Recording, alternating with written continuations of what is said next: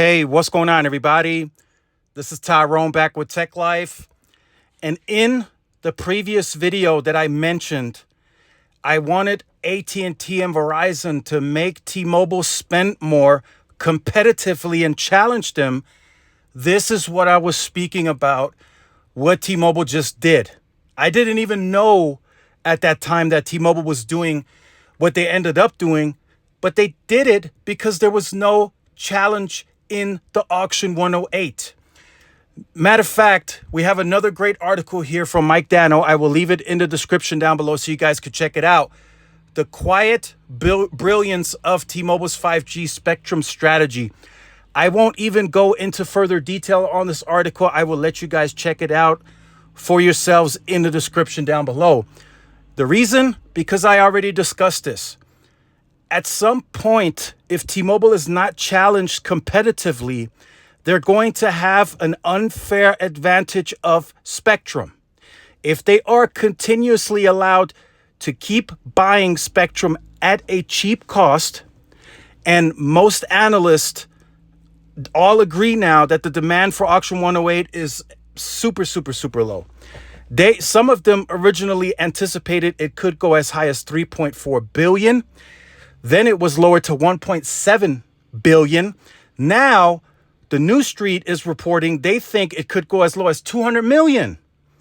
And T-Mobile's team is smart. They can sense the bidding team. They can sense the demand.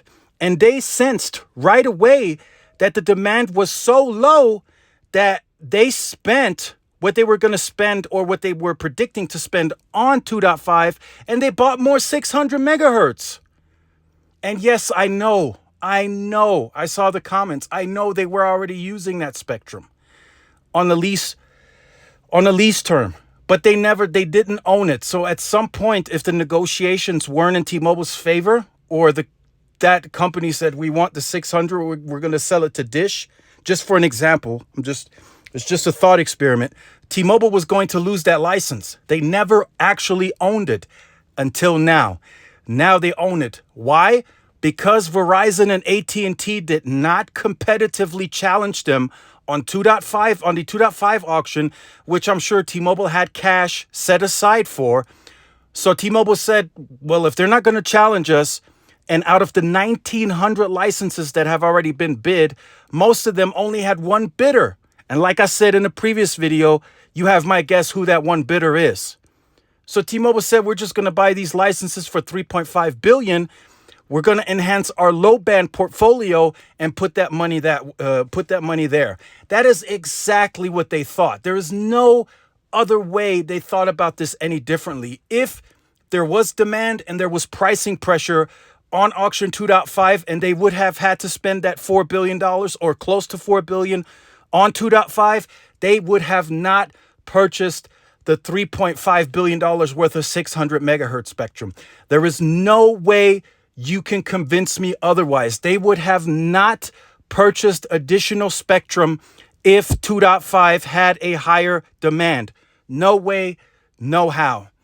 And I'll leave the video on that note. I'll leave this article in the description so you guys could check it out. Make sure you like, share, subscribe, follow my social media outlets. And like I said, if T-Mobile keeps gaining unfair advantages of spectrum, at some point they could get stagnant, complacent, and say nobody else can match our mid-band performance. We're no longer going to compete. That is what potentially could happen if Verizon and AT&T don't challenge them. Thanks again for watching. See you in the next one. Peace.